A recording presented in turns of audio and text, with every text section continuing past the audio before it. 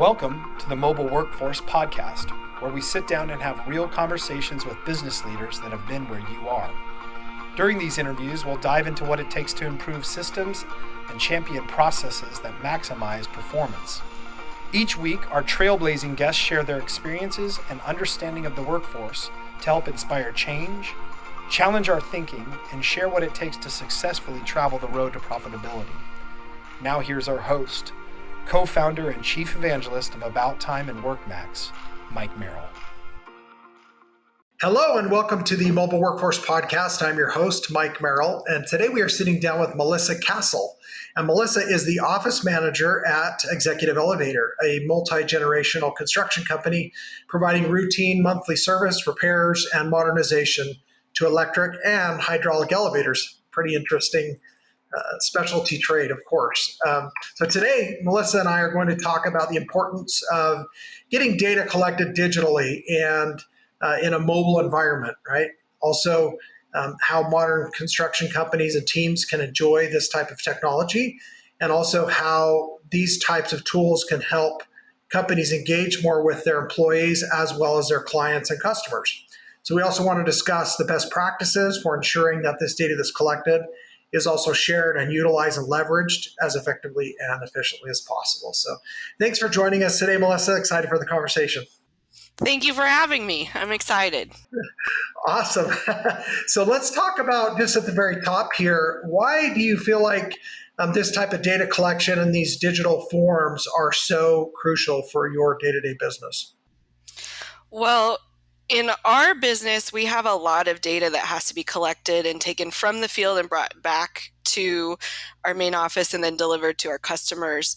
And we have the burden of just record keeping for all of the elevator units.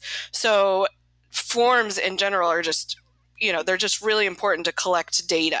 That's essentially what a form is. It's collection of data. Got it. Okay, well, that makes great sense. So how are you using those forms and that digital data to better communicate with these clients and your employees? Well, one of the questions, so we do elevator maintenance on a monthly basis.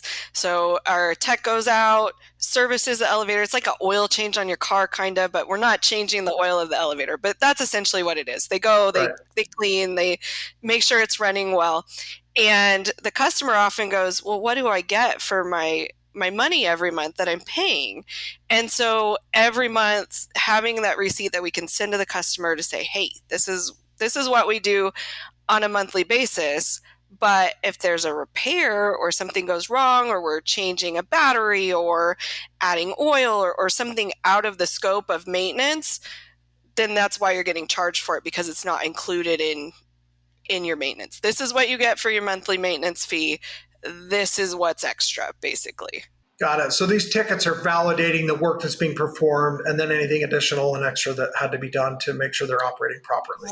Right. Absolutely. And they're also taking, because our guys have eyes on these elevators every day or every month, they're like, maybe a button's broken that needs to get fixed, or something's wearing out, or something might need to get addressed, not immediately, but that communication needs to come back to the office. So we have our customer facing forms and we have internal forms, and they don't necessarily overlap, because some stuff we don't want the customer to see, and maybe they don't understand. Like, they don't know that, this thing is going to cause a major issue. It's really not a big deal. We can do it at the next service, but the office needs to know about it so we can order the part or get it scheduled or something like that. Got it. So do you have utility with these types of forms to keep track of better history of issues, or are there trigger points or other areas where you're actually, getting ahead of maintenance that maybe needs to be done early because something's getting to a certain point? Oh, absolutely. So just this week, I think yesterday, I was looking at billing a customer. We keep adding oil to this elevator, and I was able to say, hey, we're continuing to bill this customer for oil. Like, we need to quote a repack on this job because they keep using oil. Like, that's not a normal thing. You don't it's like your car leaking oil and you probably need new seals. So we got to replace the seals. So that's something that has to get bid out so that we stop you know, continuing to put oil in this elevator. And I was able to see that relatively quickly, like within probably 6 weeks, where paper forms are just challenging. We recently switched to digital forms in like last September, and the paper forms would like roll around in somebody's truck, they'd run them over, they'd sit on somebody's desk, and then you'd have to put them together, and then somebody would have to physically go, oh my gosh, there's these two forms, and it would take a year before those two forms got in the same place and figured out that there might be an issue there. But this one I was able to say 6 weeks later, hey, this elevator needs a repack, we need to bid this. Okay, I love that. And I can only imagine you're a California company, so in California traffic and with fuel prices and everything else going on, I can only imagine what the savings could be at digitally transferring that data as opposed to physically having to deliver any type of paper. Oh, for sure. Like cutting down on the cost of the guys driving the paperwork back to the office is huge.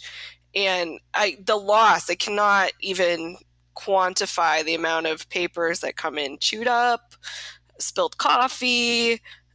I don't know what they do to them. Like they're dirty, they've been ground in the dirt. It's so hard to get a piece of paper back to the office without being a total disaster. Yeah, I love that. One of the phrases we use here a lot in our software company is, when communicating with customers, bad news early is better than bad news late. So I can imagine being able to turn that feedback around, like this elevator needs a repack. We need to jump on this right away, and letting them know ahead of time as opposed to after the fact when it's a major issue and all of a sudden they get this huge bill without a lot of notice. So has that helped with your communication with customers and their confidence in what you're doing? Oh, absolutely. I think so. We talked about this yesterday about speed and getting information to the customer. It creates more transparency with your customers. If you wait a while or it takes a long time for something to happen or get them information, you're starting to feel kind of shady because, well, maybe you're making something up, or, is this the right thing? So the speed at which you get information to your customer is like, it establishes credibility with your company and with your people. And then the other thing is that we have huge liability with elevators. So like the amount we get sued, like not all the time, but we've been through many lawsuits at this point, and just mitigating the liability of saying, hey, we told the customer there was this problem, we were on top of it, we did our job, we're not liable, is huge. Yeah, you're basically making sure that your insurance isn't getting dinged when maybe it should be their insurance or their bank account, right? Right. We call it a CYA quote. It's a we're letting the customer know they need to do this. It's up to them whether or not it gets done, but we're covered. Yeah, there you go. I love that. Yeah, so of course, so better communication, getting ahead. I love that you brought up.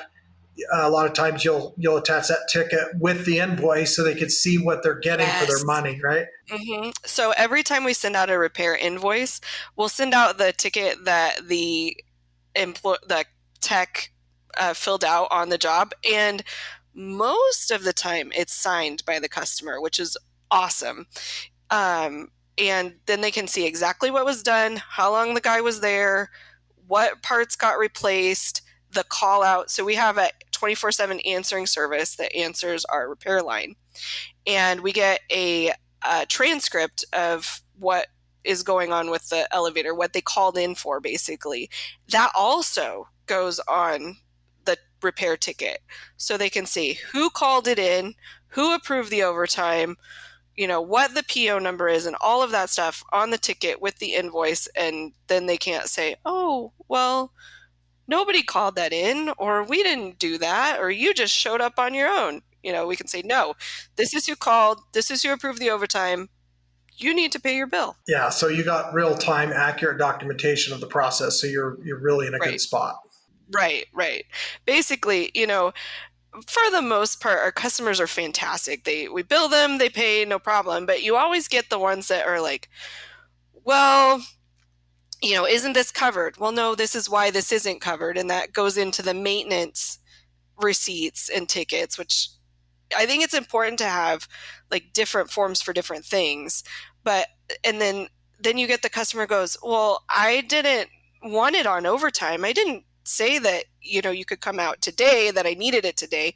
I could have waited till Monday. And then you can say, no, this is exactly what happened. Yeah, and I know one of the things that I do know about at least the elevator industry with other customers or companies that we've worked with in the past, some of those inspections and the timeliness of those and the validation of the documentation is critical because, again, if there's a liability issue, it's that CYA factor that you're talking about. Do you have any stories or experiences that you've run into with something like that? Well, so recently we had one just last month where we had an entrapment, and the call came in and we dispatched our guy, but we don't have lights and sirens, so sometimes it takes a little while for us to get there. Southern California traffic and all. And we service a very large area. I mean, Southern California is huge, and we do pretty much all of it. So our guy is like 2 hours away. And so we tell our customers, okay, this is our ETA, but you can call 911 and have the fire department get you out. Normally it's not a problem. The fire department, for the most part, knows what they're doing and won't do a whole lot of damage. But in this particular case, the fire department did a lot of damage in the neighborhood of had to get an insurance claim to Wow. repair the elevator amount of damage. Like, I can't quote how much money they'd spent to fix this elevator, but it was a lot. And Okay. like lots of custom metal work. They destroyed the doors, the whole door jamb. We're still fixing boards that we're finding that broke that we didn't know about initially. And so just a lot of damage. And so the customer turned it into their insurance company, and their insurance company came after our insurance company, Oh, said, nice. hey, you must be liable for this. And we said, no, this is our contract. We have our errors and omissions in our contract. This is when we were dispatched. This is what happened. And they completely dropped it, no problem. And they paid. The customer ended up getting the claim through their insurance company. But if our paperwork wasn't together, that would have been a claim on our insurance. Yeah, by digital or by paperwork, you mean digital paperwork, right? Your Yes, documentation. digital paperwork, of course. Of course. Uh, Of course. But awesome. that was an interesting one because, with a paper form, you can't attach pictures. And in this case, those images were crucial in A, determining the extent of the damage, and then B, being able to bid out the repair without having to send a second person out to the job to assess it again. So we're saving money like right off the bat and not having to send the second person out there to check it out. Yeah, so you're adding efficiencies and even the process of managing the repair. Right. Right. Yeah, I love that. That's a great story, actually. So what about when it comes to having a competitive edge? I mean, do you have customers that were with you during this transition and noticed a change in your processes, or do you have companies that have said, "Oh, wow, we love that you do this. The other company used to have X, Y, and Z, and we didn't like the carbon paper and the triplicate and all the other." Yeah. Anything like that? So, well, it's tough. We've been in business since 1984, and we are late to the game, I feel like, in technology customer facing, if that makes sense. Okay, I've tried, sure. as I've been here for 20 years now, and the whole time I've been here, I've been very much like pushing technology and pushing like let's have stuff in the computer. Let's scan our paper tickets. Let's get stuff in the cloud, off paper. And, you know, we have our very first customer that we've had like the entire time. They signed a contract in 1984. They are still on our service route. So a lot of our customers have been with us a very, very long time through all of the cell phones and all of the technology advancements. So I think being a little later to the game technology wise, our customers were more surprised that we hadn't already been paperless. You know, they were like, oh, well, our water guy is paperless and the UPS guy is paperless and the uniform people are paperless. Like, why are you so late to the game? So I think, you know, from our customer standpoint, they were like, what have you been waiting for? We're also able to turn invoices around a little faster, which is a surprise for some of our customers because we were, you know, a month and a half out in invoicing sometimes. And now we're still working on getting it, you know, like a little a little shorter time frame. But you know, now if I get an invoice out the next day, they're like, oh my gosh, normally you take a lot longer to invoice. And so it's nice to be able to get a quicker return. And I've adjusted like due dates on those invoices for the customers just to be like, okay, yeah, I know we invoiced you a lot quicker, but you still, you know, the due date is still the same. Yeah. Well, that's great. So you're turning billing around quicker. You're staying ahead of it. Yeah. You're not getting backlogged. They can plan ahead. And maybe you're getting paid sooner on quite a few things that you wouldn't otherwise, right? We have it to where our customers can go online and make their payments. And we're set up so if I invoice them, they can go online, make their payment. It automatically goes into the bank, records it in our accounting software, and I don't have to touch it. So that saves money on the office end. It's fantastic. It's one of my favorite like new advancements that we do. Yeah, that's great. So they get the data and the bill and the invoice and everything quicker, and then they have a way to immediately pay it online afterwards. So end-to-end automation. Yeah, so theoretically, we could get a call in the morning that says, hey, my elevator's broken. We can say, okay, we're going to dispatch a tech. We dispatch a tech out there. They repair the elevator. The ticket comes back to the office immediately as soon as their device syncs. And we say, hey, okay, we can invoice this out. We invoice it, email it to the customer, and we can technically get paid the same day, which is like, I cannot tell you how groundbreaking that is for us. Like we came like from a long way to that. Wow, that's fantastic. So that's a big change culturally as well. How do you feel like your team in the field and even on the office side has adapted to this new way of doing business? And do they like it? Are they happy about it? Did they push back?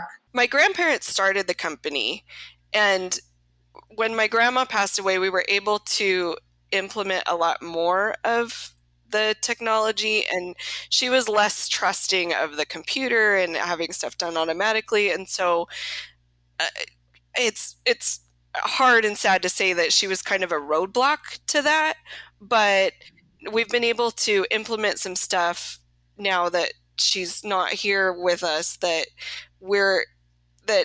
makes our lives easier. And honestly, it's been fine. Grandma, it's fine.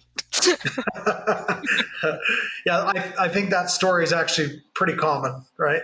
Right. You know, small businesses in general, you know, grandma and grandpa or mom or dad start the company and then they keep doing things the way they've always done. And we were kind of in that rut.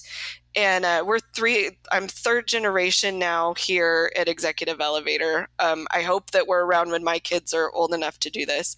But especially now, you can't stay stuck in that rut or the world's just going to keep going and you're going to be stuck doing the same dang thing every day, and you're just going to get, you know, stompled on by people who are doing the new big great flashy thing. And I'm not saying that you got to do the flashy thing, you just got to be more efficient and do things that make sense.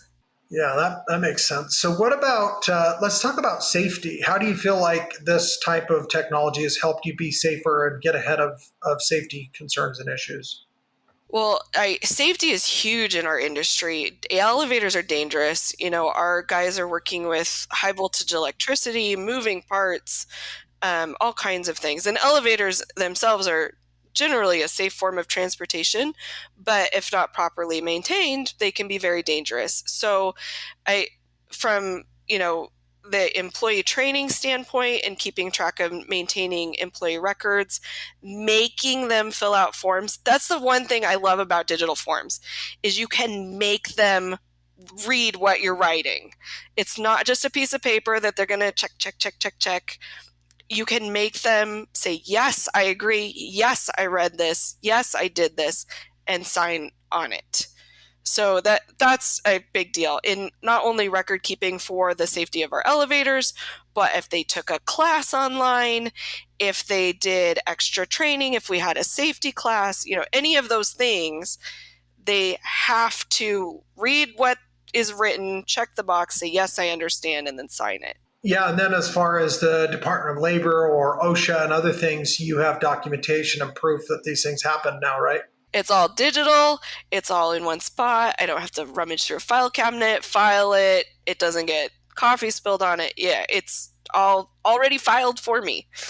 Well, and I've got to imagine because if you're able to do safety trainings through this type of tool, you can not only ensure that they've documented and that the CYA stuff's done, but Right. also they are being briefed on those safety issues that are important for them to be reminded of, right? Right, exactly. And we're this month we've decided to roll out a new thing where we're taking one area of elevator maintenance, that they're supposed to do quarterly on each elevator. Say you're going to really focus on this month.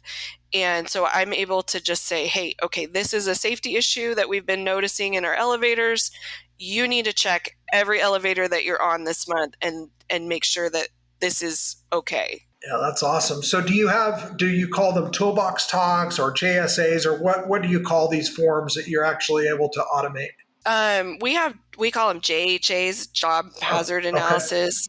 Okay. We also have when the when they clock in the morning and they're driving a company vehicle, they have to do a vehicle walk around for some of our cement plants require that's been done, and they check to make sure that there's no cracked windshields and no leaks. They have air in their tires, they have wheel chocks and a fire extinguisher and all of the things that they need to get onto the plant. And we just have them do that every morning so that it's done because we never know when somebody's going to have to go up there. Perfect. But then you have it documented every day then. Is that right? Every day. And then if somebody's got an issue with the tire that they keep having to fill up, we can say, hey, do you need tires on this car? Or, you have a nail in your tire, then we can address it and get it fixed. Yeah, so you're like a look ahead. You're actually getting ahead of things before they become Yeah, an issue. we try. It's a process. Well, the good thing is that this tool is helping you be reminded to ask those questions and reminding them to be thinking of those things that they should have been thinking of typically For anyway, right? sure.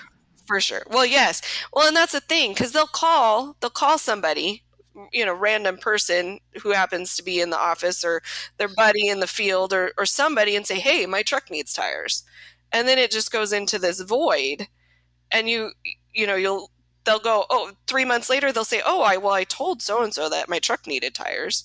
And then, well, it didn't Yeah. get to where it needed to go. So by having a set way to do it in a form that's consistent every time, then that information can get to who it needs to go to. It's a huge, closes the communication gap. Oh, that's great. It's always nice to, talk about those areas that are reducing liability, they're increasing safety. Those things are critical every day. But I do love something that you talked about earlier when you talk about engaging with clients and appearing and being more professional and handling their money like you would handle your money and that sentiment. Do you have any stories or experiences where you feel like these types of tools helped you improve the relationship that you had with the customer? Sure, sure. So I think it all goes back to communication again, because when you're sending a form or a work ticket or whatever you want to call it back to a customer, it's just communicating something to the customer. So we had a customer who, when we were doing paper forms, was insistent that our service ticket be filled out exactly the same way every time. And when you have 6 guys on a route and we don't know who's going to that job, they're going to get filled out slightly differently every time. It just happens, right? So for that customer, we would pre-fill out their paper form and then have to try and figure out who was going there and make sure that form was consistent every single time, or they would not pay their bill. I mean, it wasn't, we were talking about lost revenue. It was, they would not pay. And so that was kind of a pain. But now with the digital forms, we can make them fill it out the same way every time. We can say this field is required, this field is required, and this customer has to have a signature. And we haven't had any trouble with them since we went to digital forms. We also have, I've mentioned that we have cement plants. We service elevators at cement plants, and they are a whole like different beast in themselves with the amount of safety training and paperwork and the amount of information they need in order to pay their bill, let us on the site, all of that stuff. And so we're able to customize all of their forms. It's like we have everybody else in this bucket, and then the cement plants are over here. They're like their own little sub portion of our business. Yeah, that's great. So one of the other areas that we talked about, there's something that's important to the industry are keeping track of leading indicators, trying to get ahead of something before it becomes an issue. Are there any other things? I mean, you mentioned the tires and some of these other things. Are there other issues that you feel like you've been able to get ahead of with these leading indicators being collected? Well, sure. I mentioned the oil, oil is a big deal with hydraulic elevators, and you can tell a lot about what's going on with the elevator just by how often they have to dump the pit can. And that's on every service ticket is, did you have to dump the pit can? Yes or no? If yes, then how much oil did you have to dump? And did you have to add oil? Yes or no? And keeping track of stuff like that lets us know the health of the hydraulic system and whether or not it has issues. We can also go back and look at reoccurring calls. If a customer is calling and saying the elevator's stuck at the third floor, and month after month we're getting the same call that elevator keeps getting stuck at the third floor, or we keep getting entrapments. We had another customer fairly recently who had some door issues, and then they had an entrapment on the weekend, and it scared them. I mean, entrapment's never a good deal when somebody's stuck in an elevator, and unfortunately this poor guy was in there for 2 hours while we till we got down there and let him out. But our employee was able to fix it. Our tech was able to fix the problem that caused it. But we said, hey, you had a trouble call that had a door issue, and then you had an entrapment that was a door issue, and then you had another trouble call that was a door issue. Let's replace some door equipment here, and let's bill out this door equipment so that you don't have another entrapment related to. We can never guarantee that nobody's going to get trapped, but we can say, okay, this will solve that problem. Yeah, by definition, that's exactly what a leading indicator is, right? Right, exactly. So that's awesome. So what about when you have a project? I mean, you mentioned the one customer that needed a very specific form to be filled out a very specific way. Are there other things that you're able to do to control and make sure that the correct forms are being filled out on the correct jobs by the correct people? And tell us about how that works with your system. Oh, this is one of the things that I absolutely love about WorkMax. I know it's not a WorkMax commercial, but this is one thing that I love about WorkMax. So in the past, we had 2 different paper forms. We had a service ticket and we had a repair ticket, and they were different. And you can tell your techs over and over and over and over again which type of ticket that they're supposed to fill out, but it never fails that they don't have it in their box, or they didn't pick one up, or they don't remember, or they're not sure what to do because there's gray area, right?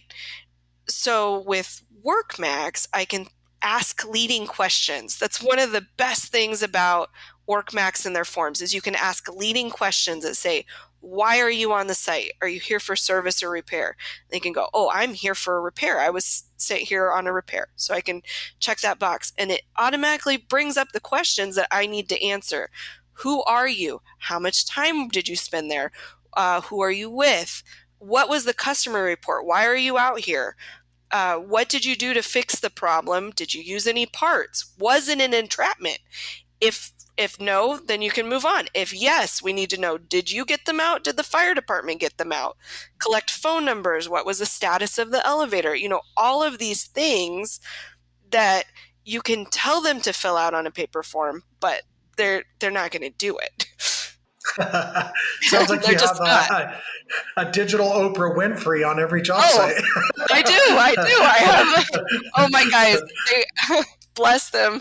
They do have to answer a lot of questions, but honestly, after going through several lawsuits, these are questions that we need answers to, because then Yeah. when the lawyer calls us and says, what position were the elevator doors in on this elevator that these people were trapped in 3 years ago? We're not trying to track somebody down that doesn't work here anymore, that doesn't remember. We can look up the form and say the elevator was at the bottom floor, the doors were partially opened, whatever happened. Because, statute of limitations is like 2 years, I think, in California for personal injury. So if somebody Wow. trips and falls out of an elevator, we're looking at, it could be 2 years before we even know that there's going to be an issue. Yeah, so documenting everything every day becomes critical, and you never know when because it's just coming out of left field. Exactly. And often it's like the elevator didn't level to the floor, they tripped.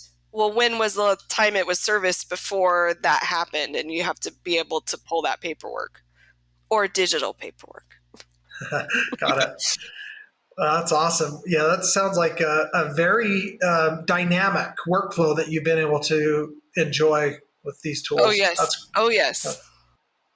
So what about some other things like non-payment? Do you have issues collecting a bill sometimes where these tools are able to help you get paid at all, let alone on time?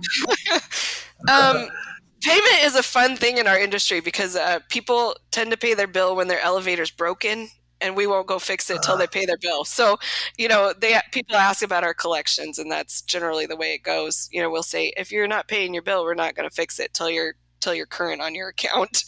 So that's Right. helpful. But no, in general, if they can see that we are doing our job, we're being honest about what was done, we're charging a fair price for the time that we were there. We generally don't, that it's good communication to be quick. I think that's the key. The quicker you are getting your bills out, the more chance you have of that person paying their bill. What about when you mentioned like the lawsuits or litigation or pending disputes or your attorney? How easy is it to make adjustments to these documents as new information becomes required or available, or you gain a new project or account where they want something unique or different? How easy are you able to tweak and adjust what you're doing to fit that new project? Oh, the being digital, you can adjust your forms on the fly, like in the field live.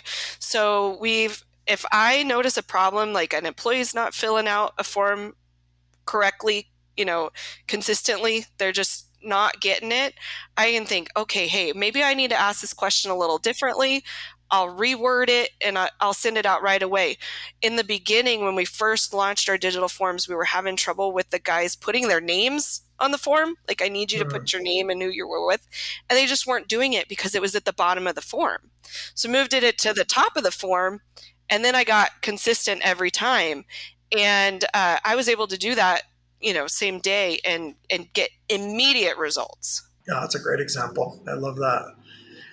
What about positive or negative observations? I mean, are there times when you're able to recognize good work or a better resolution to something, or validate that your company name and logo are attached to the work you're doing, you feel better about the service that you're providing because of this type of documentation.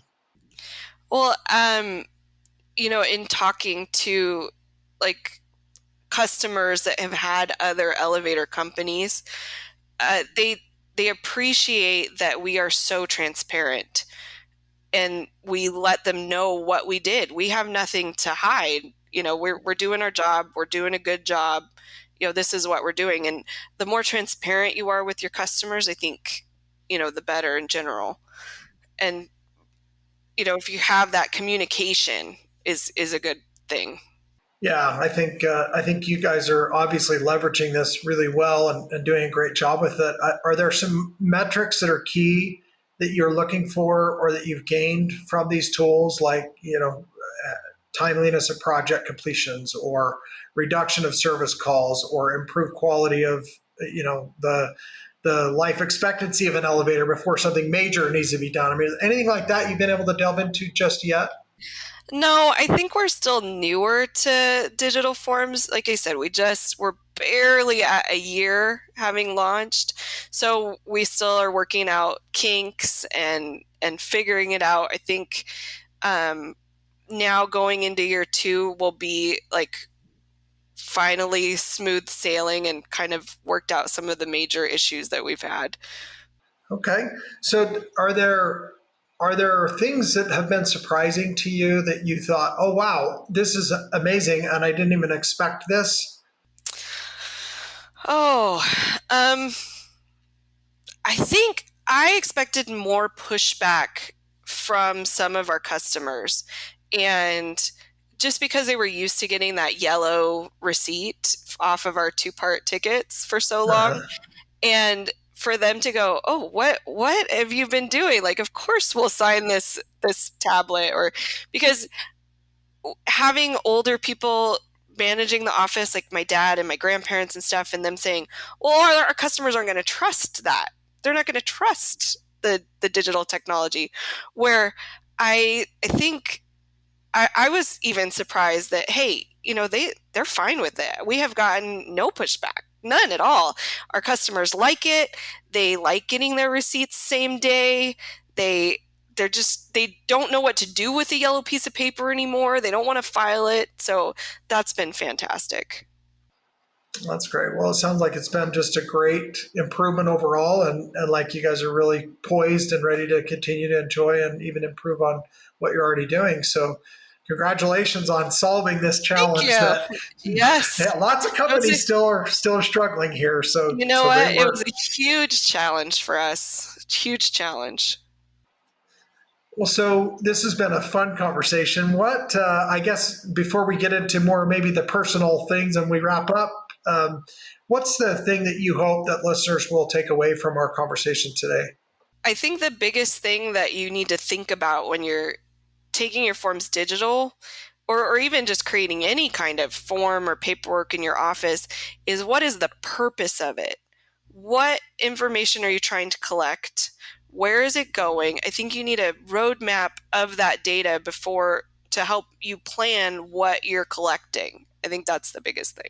Well, that's fantastic. Well, thank you again for that. I do have a couple of more personal questions before we wrap up, if that's okay. Sure. All right, so let's talk for just a second about what do you feel like really, if you were to sum up one thing that would be your superpower, Melissa, what would you say that is? So I saw this question on our questions, and we had like a rounder in the office about what Melissa's superpower is. And I got a definitely not multitasking because Okay. I was like, I'm definitely not a multitasker. But I think my biggest asset, or the thing that makes me do really well in our office environment, being so dynamic and so insane sometimes, is that I just keep a level head. Like, I very little gets me rattled. I just very much am like, is this a problem?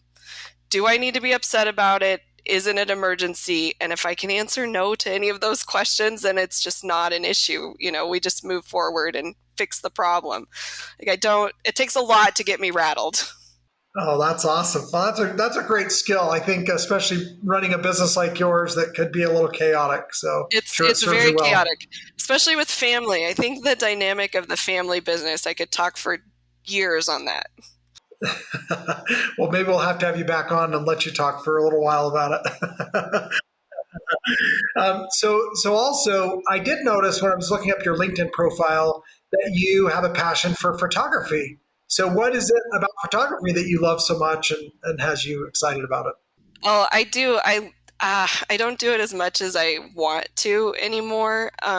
But I I I'm a little bit of a techie person. I love the technology that goes into photography, especially digital photography. I mean, we're getting, all digital here, but definitely like the technology aspect of it. But I love weddings. I love going to weddings. And if you could pay me to go to a wedding, like I'm all in. So my husband and I, we shoot weddings together and I just love it. I love weddings. Oh, that's awesome. Well, it's most of the time it's a very happy occasion for most of the Yes. people there. So Yes. that's a Yeah. great place to spend your time and use your talents. So Yeah. good for you finding that passion. Thank you. Um, you bet. So, what about if you were to think of a person who has most impacted your career? Who would that be, and what is it that really helped you? So this is an interesting question for me because this has been all I've done. I started, it's a family business. You start when you're in high school, kind of working on during the summer, and then, I worked through college. My degree is not in elevators or business or anything related.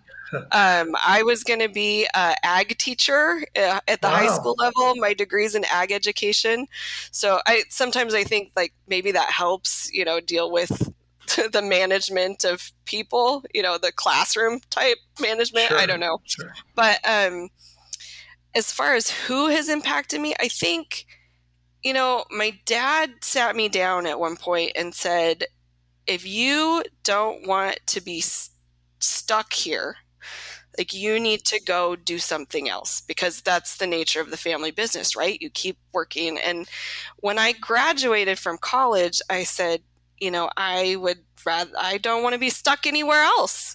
So Oh, I think that moment like impacted me the most because my entire time here, I thought, well, you know, I'm stuck here, but where else would I rather be stuck? So I think, my dad works so hard, and I'm hoping that in the next couple years he'll be able to like take a step back and be able to retire a little bit, do what he wants to do and not have to work so dang hard.